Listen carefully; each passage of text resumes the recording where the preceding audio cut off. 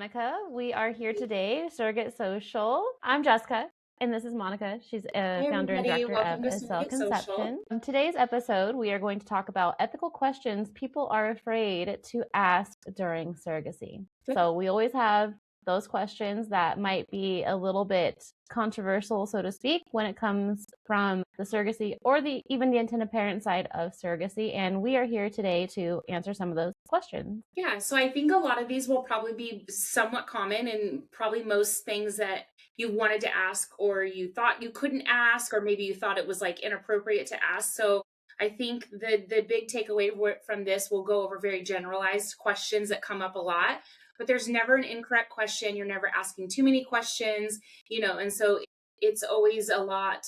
You need to feel comfortable communicating. Yes, we're an agency, but regardless of the agency that you go with, you need to be able to feel comfortable asking any question, even if you think it's silly. There's truly not a silly question, right? Yes, definitely.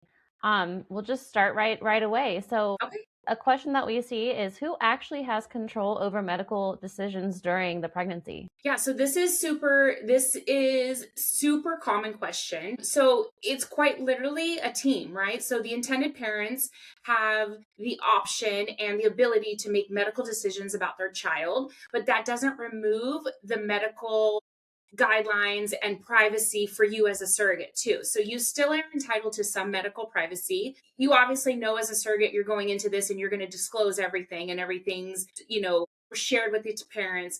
But kind of like, as this is my joke of it, if it's pertaining to the baby or the pregnancy, that needs to be disclosed to the parent. That's discussed as a group. But if you have hemorrhoids, that's just something that you discuss with your doctor privately. That doesn't necessarily have to be talked to that a medical decision doesn't need to be made for that because that's still your medical privacy. So that's kind of like a lighthearted way to look at it. You'll sign consent through the medical offices that information can be shared with your intended parent. That's typically more at the IVF level.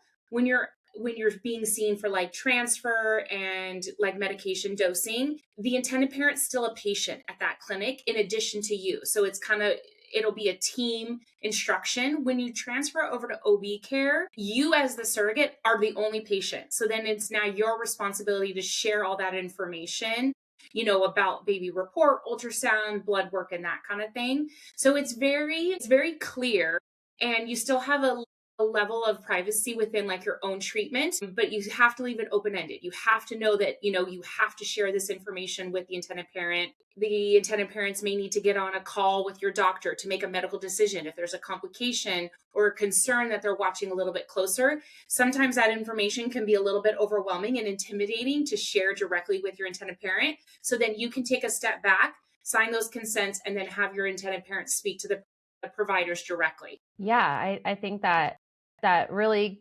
covered the difference, right? Like Right. as a surrogate, yes, it's our body, but it's not our baby, right? So Mhm. if anything in the pregnancy is directly affecting the baby, then the intended parents need to know. Right. But Yeah. like you said, if I have a hemorrhoid, I don't need to share that with them Yeah. because it's not going to affect the baby. Yeah. Um, Exactly.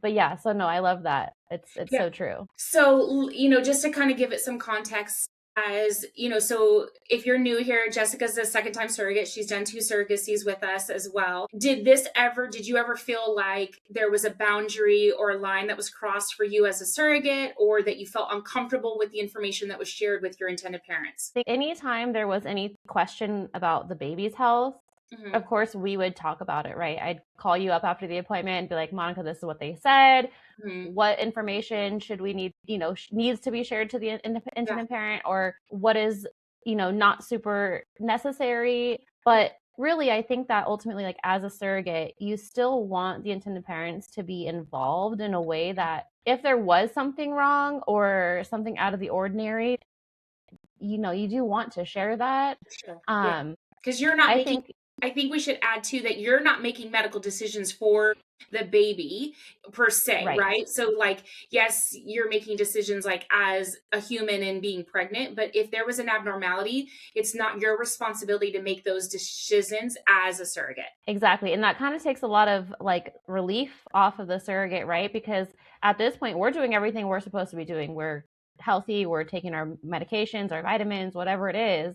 Right. So if there is something with the baby, then that's when the intended parents have to be looped in because they need to make those decisions. Right. And I think that more commonly the consensus is pretty balanced at the beginning of even contract signing of like what's expected throughout the pregnancy. So Sure. when something does come up, the surrogate isn't like, oh, what? I have to tell the IP Right. that, because Right. everything is laid out. Right. And it's, as a surrogate in whole, we always tell everybody, share everything, and then we'll decide, what needs to be told to what professional, like if it's on the legal side or if it's a medical provider, or if that's something we can just counsel you on, back to the hemorrhoid thing. Right. So, Yeah. it's, when in doubt, ask and share, and then we can kind of filter who that needs to go to specifically, if everybody, right? Yep, exactly. So yeah, I think ultimately like the medical decisions on the baby are the intended parent's responsibility, and if the intended parent isn't available, then they have somebody that they've appointed to make those decisions for whatever reason. Mm-hmm. But yeah, I mean, I think that it's just I don't want the medical decision making for the baby. Right. Yeah. No, it's very true. Stress. Yeah. So I think that, you kind of touched on that, like all of these boundaries and expectations are put into place, obviously, when you're accepted to the program and also matched. So I think that leads us into our next question. What comes up a lot? Like, are intended parents going to have me eat a certain way? Am I not going to be able to color my hair or get my nails done? So I can answer from like the official answer, but I also wanted to just have you reference it as a surrogate. Were you asked to do anything very specific by either sets of intended parent in regards to diet, not coloring your hair, doing hair, nails, or anything like that? I love this one because I feel like especially over social media or just like surface level things about surrogacy that you'll see, you'll hear, oh my gosh, these intended parents made me eat only organic food, or do. Right. I don't think that's the common case, right? It's not. The common case is, and in my experience, is the intended parent just wants you to be healthy. Ultimately, it's legally talking, in my contracts, it was whatever the OB and our treating physicians say, right? Correct. So if my treating physician said, hey, it's okay to go get your hair done twice during your pregnancy, then that's okay, right? Right. Of course, if the OB says don't do X, Y, and Z, then you're not going to go do X, Y, and Z. I don't want to say can't because I don't think that anything is off the table with anything. It's hard to require certain behaviors outside of drinking, no smoking, doing the things that you wouldn't do in any pregnancy. For sure. Yeah. So from the intended parent perspective, so I'll explain it. Like when an intended parent's new, they're trying to figure out surrogacy, they're understanding like boundaries, this can come up and they may ask for certain things. So if, let's say specifically to diet, so the most common one would be organic food. The second one on the list is typically going to be like hair coloring, nails. Those are going to be your most common ones. If they are like dead set on it, they want to have their surrogate eat organically or exclude those certain things from their, self-care or beauty care, let's say. This is another one where they want specific cleaning products like cleaners or laundry soaps in the house. That will come up. So if that's something that they're really passionate about, above and beyond what's recommended in a standard pregnancy. So I typically give them that rundown, especially if they haven't ever been pregnant before, or if they're same-sex dads, they don't know what the list is in an OB for a pregnancy. We will have that be presented to the surrogate as this couple or this parent is interested in you. They are requesting these additional guidelines and like provisions. Are you comfortable with accepting a match with these restrictions and or additions? So like, let's say they don't want you to color your hair. If you are willing to give up your hair coloring for the term of the surrogacy, then great, we move forward with the match. If you're not, then that's just not the right match for you. And that it's really that simple. I will also really help the intended parents understand what's kind of too wackadoodle or what's unrealistic, right? They're not with you as a surrogate every day. We're not with you as a surrogate every day. So if they supply organic food to you once a month, the assumption is the surrogate is going to use that organic food or the cleaning products to the best of her ability, but they can't control every bite of food that goes into their surrogate. So it shifts to, this is what we're requesting. If we're having this additional request, then accommodations need to be made so the surrogate can comply with that. and or agree with it before we even make the match official. Yeah, yeah, and I love that. And I love how it's just like, especially with you, as the matchmaker, you really take into consideration everybody's preferences. Yeah. We want to make sure everybody is happy. As a surrogate, we also are allowed our preferences, right? So if those are things that are non-negotiable for me and I want to go get my nails done and I want to go do these things that specific set of IPs are requesting otherwise. Yeah.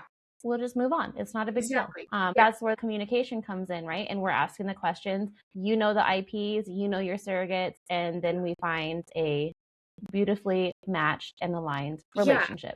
It goes back to just open communication, being open-minded, and who we are as an agency. It's one-to-one matching, right? It's not a list. It's not just, yep, you're the next surrogate available. This is the next IP. And so sometimes that takes a little bit longer, or, if you have super, like a higher list of requests or wish lists, and that changes kind of the pool of who you could be presented to as a surrogate, or vice versa as an intended parent.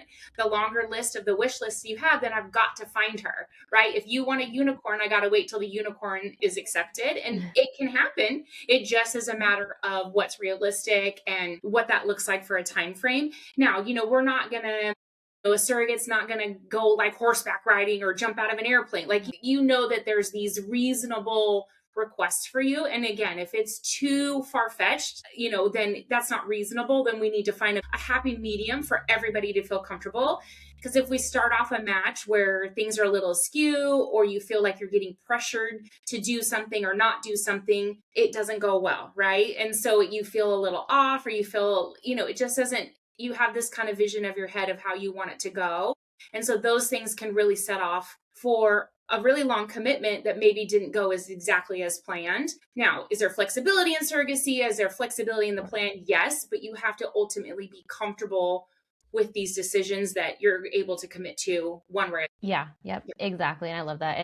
I think it mostly comes down to, of course, there's going to be those unique situations where an intended parent is going to ask for very specific things. Maybe they experienced a loss themselves and these things scare them, or whatever their reasoning is. It could be an unreasonable request, but if that's what makes them feel happy or comfortable, then you present that to your surrogate. And I think that's a really good point. So like if there's a loss or like a repetitive loss, right?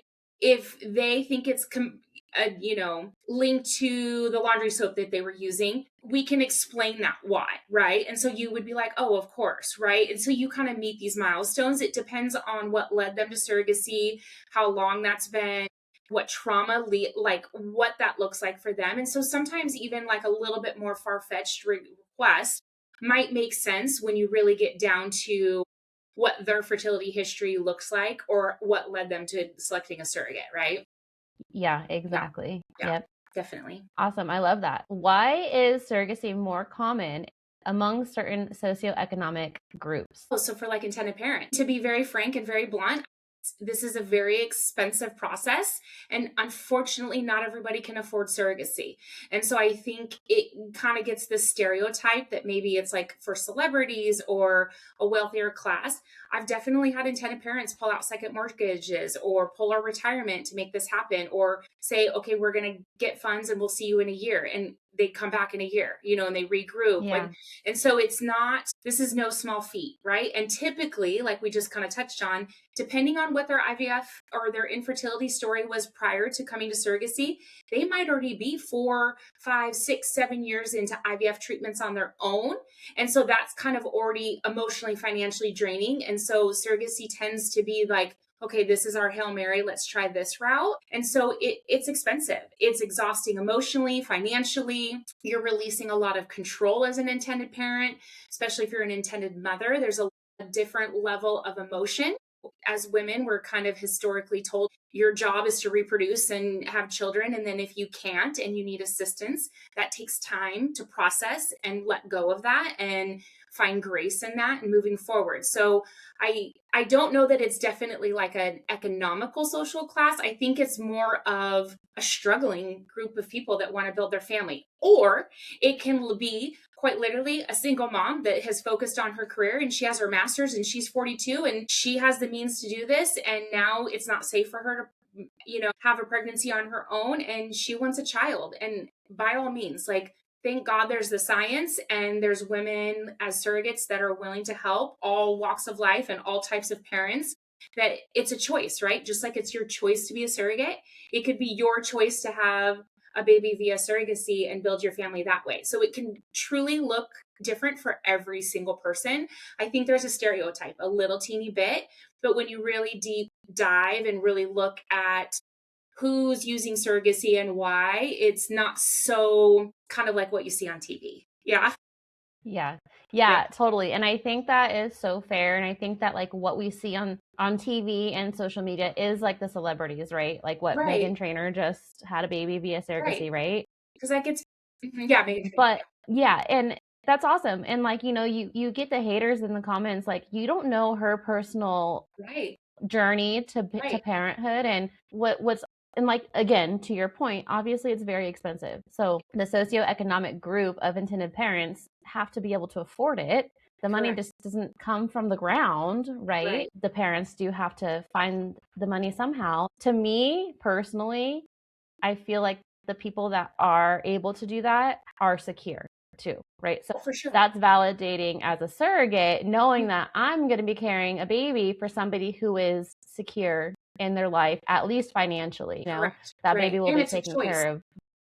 Right. Totally. Yep. Totally a choice. So and you touched on Uh, exactly what I was going to just say is that, that's part of the interview process with the intended parents is, these have to be fluid funds. They have to be able to make these milestone deposits at a certain time.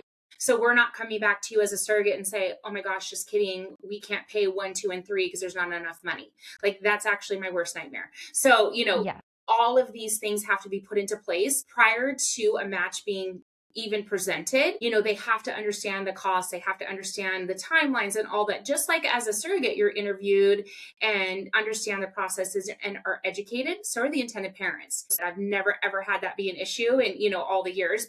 Again, that's searchable and you hear the horror stories, you know, um, Of of that course. type of thing can happen if it's not managed correctly, for sure. Those things only happen when you are not going through an agency who uses third party escrow and things like Correct. that. You would Yes. never see it here. Again, like back to, yes, of course, we're an agency. We want to help everybody, but those are questions you need to be asking when you're talking to other agencies Yes. or interviewing agencies. How are 1, 2, and 3 handled? So, you need to find like your tribe, your vibe, and that applies to the agency because they're your advocate from start to finish. And so it's so important.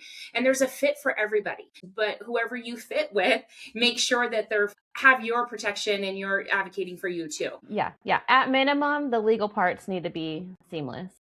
100%. To finish up this question, what about us seeing a lot of international intended parents? I know that that can be a question Yeah. amongst possible surrogates as the difference between domestic and international, and why Yeah. might we see maybe a little bit higher intended parents internationally? Yeah, so when we are saying domestic, we mean like a US couple. So that's what we mean when we say a domestic couple or a domestic match. So international surrogacy is very common here in the States, truly because our laws are so favorable for the surrogate and the intended parent. It's very cut and dry. The parents are the parents, the surrogate's the surrogate. It's very clear on who's responsible for expenses. The surrogate's responsible for attending appointments and complying, kind of things we already touched on, right? Like complying with doctor's orders, following orders. So there's no gray area. Most other countries don't have that protection and that reassurance of that the child is their child from the middle of the pregnancy, right? So there's a judgment that gets put into place that's filed mid-pregnancy with the court. It's referred to as a judgment or a pre-birth order. And that's to protect the surrogate and the intended parents. And so there's no place else like here in the United States that gives that reassurance to both parties. So again, it's advocating and protecting, not one group or over another. It's truly like a team effort to make sure everyone feels safe and secure in these legal agreements. And that's just not the case in most countries. There's another, some countries don't allow same-sex couples, so they can't have a baby via surrogacy or even IVF in their country. And so they're limited to have that ability, and that's why they would come to the States. And that could even apply to single parents too. So single parents by choice. The family building options are just so welcoming and safe here that It's just really sought after. And even from different state to state, there are some states here that aren't as legally sound or quite literally not allowed, right? I think it catches most surrogates off guard of what's the reason for it. And until you kind of understand the logistics of it, then it's like, oh, okay, cool. I didn't realize, right? So again, asking the questions rather than wondering and doom scrolling or Googling yourself into a rabbit hole of nonsense, ask the question and see, because sometimes it's super simple, you know? Of course. And so again, it's just amazing that we have these laws that protect everybody here and give us this opportunity for both surrogates and the intended parents to have a safe surrogacy. Yeah, that's super valid. And I think that coming from a surrogate perspective, internationally, it's safer to do it here for the surrogates, for the parents. And I think that's really all that matters, especially when you're using a agency. There aren't any issues or questions about the integrity of the IPs internationally. Let's add to that, you as the surrogate aren't going to be asked to travel internationally. Oh, yeah. And if you do, I would question that. So your IVF and your treatments happen here in the States. Your intended parent comes here for the birth and then they return home. So when international surrogacy could be potentially a little wacky, I would ask those questions and why. And then I would do a lot of research and understand why. So when we mean international, the intended parents just don't live here in the States, right? And so that's what we mean by international surrogacy, not that you're going to travel as the surrogate. Right. Yeah. Correct. How is surrogate compensation determined? So this is going to be different agency to agency. There's definitely kind of like a standard and kind of quote unquote, the industry kind of sets these standards of what's competitive, what's reasonable. That changes year to year, right? So even 10 years ago, base compensation was $25,000, maybe $22,000, right? But 10 years ago, that was like when our parents say, oh, we bought a house for $15,000, right? Or your grandpa says that. It's comparable to the time, but when you look back on it, you're like, wow, that was crazy. So how we work is it's a standard for every surrogate. So if you're a first-time surrogate, there's a benefit package that applies to you as a first-time surrogate. And then when you're a proven surrogate, meaning you've completed surrogacy before, a successful delivery, and you're coming back for second, third, fourth, maybe, whatever that looks like, your base compensation, which is the pregnancy compensation. So that's just one allowance that you receive at the milestone of a heartbeat confirmation. That will increase by about $10,000 per surrogacy, in addition to all your other allowances. So how ours is your base compensation is the pregnancy comp, and then all your other stipends and allowances are on top of that. So when you're looking, again, this is just kind of like as a broad education purpose, right? So when you're looking at benefit package, see how they're broken down. A lot of times there's this big, real fancy number. And then if you don't have certain things that apply, those are deducted. So see how it's broken down to see if it's line by line, like this is this comp plus, or minus. And see, so you're understanding the compensation, because it can look real pretty and cute, but how is that broken down? Like if you don't have a C-section, well then maybe that's $6,000 to $8,000 less. Or if you don't have health insurance, maybe there's a deduction for that. So if there's a real fancy number that looks great, see how that's broken down. Ours is just built from everything's on top of it. So it's because it's milestone based. So you get like maternity clothes at 16 weeks of pregnancy, a housekeeping allowance at 18 weeks of pregnancy. It's broken down like that. And it's very line by line. It's not you as a human that's getting to pick the compensation necessarily. It's based on a standard. You don't want to make yourself too expensive, quite literally outprice yourself, where intended parents may or may not be able to afford you.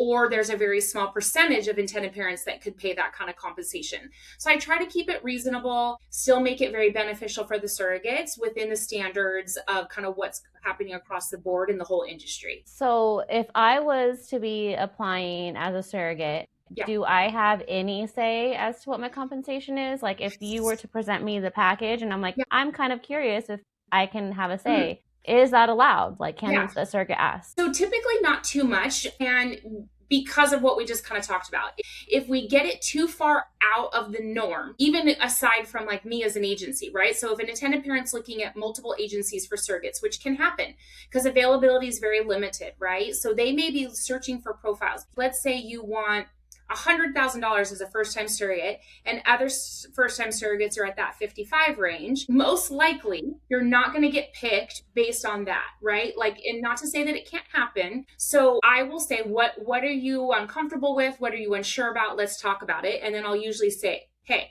we can try it, or nope, that's too far fetched.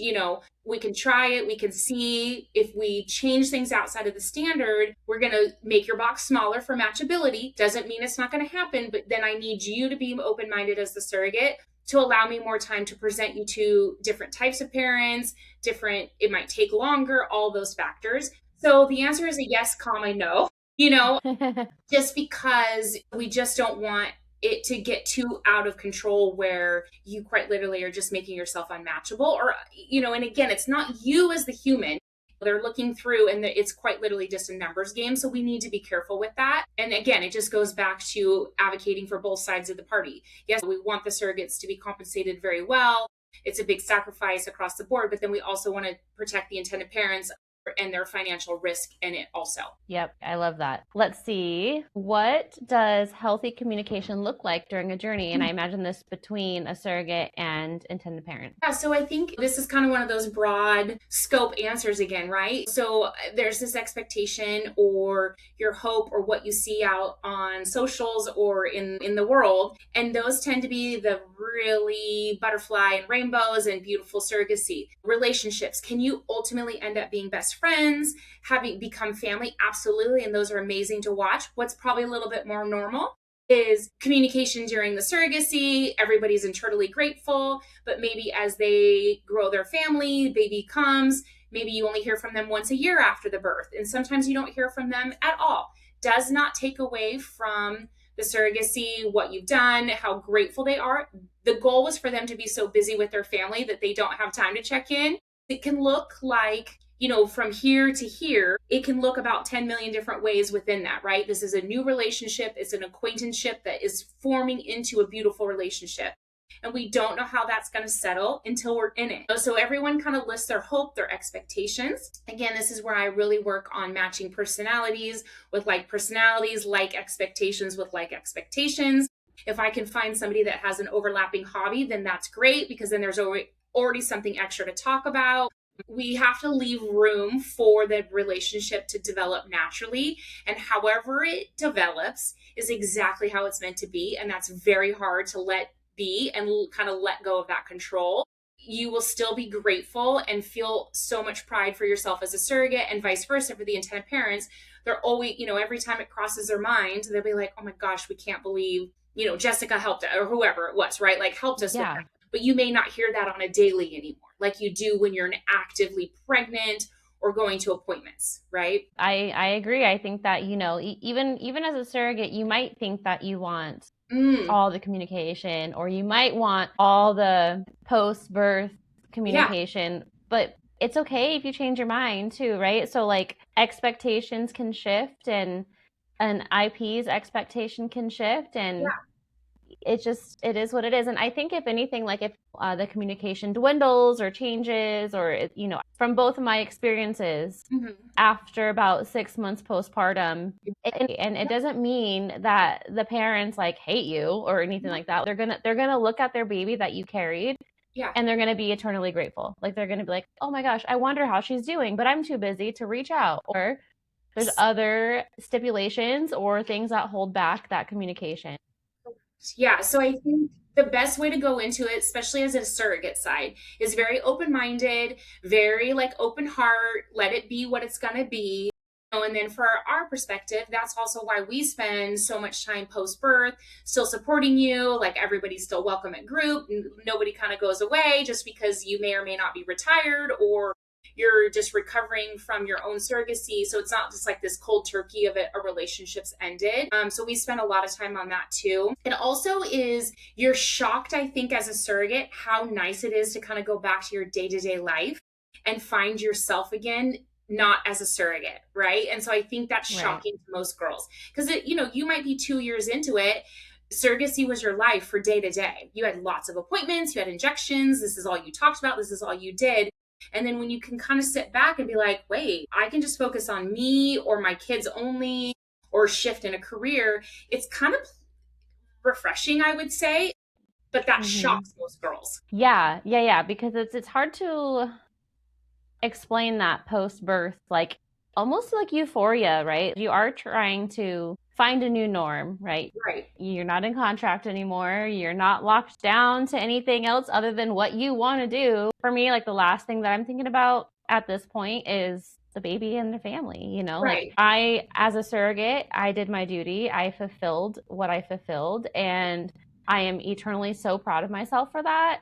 Right. And I'm okay. Like me personally, not every surrogate's like this, right? So if you're a surrogate and you are in your post birth era and you feel differently and you need to talk about it, make sure you reach out to us, okay? Yeah. But yeah, so I mean, we can expect everything and things can shift. And I think that, especially in any surrogacy journey, something that's important to highlight is our expectations can change and the journey can change, but it gets handled. Yeah. We handle the shifts, right? Yeah, so I think it goes back to that, like asking questions, is this normal? Do I feel this way? Or should I feel this way? Like, right? Like, is it okay that I'm like, cool, I'm moving on, right? And so I think it just goes back to there's no wrong question, there's no incorrect question. Yeah. Nothing's better than just talking it out and figuring it out, because I typically someone else has gone through it or I've experienced it with another surrogate. If I don't have the answer, I will find it, so we can find those resources for you if you need it. But I think the biggest thing is to kind of be very fluid in a very controlled. Surrogacy is very controlled, but there's a lot of fluidity with that. And the more you kind of fight against the current is tend to be when you feel a little bit askew or maybe things aren't going as right, like emotionally maybe. But the more you go with the flow, talk about it, you're happy, baby's happy, pregnancy was happy. And that's the goal. Exactly. Yeah. Exactly. Yeah. Well, I think that we covered a good amount of questions that come along during surrogacies or possible surrogates looking into surrogacy or even on the IP side. So thank you so much. That was so much fun. Thank you. Thank you so much. We'll see you guys soon.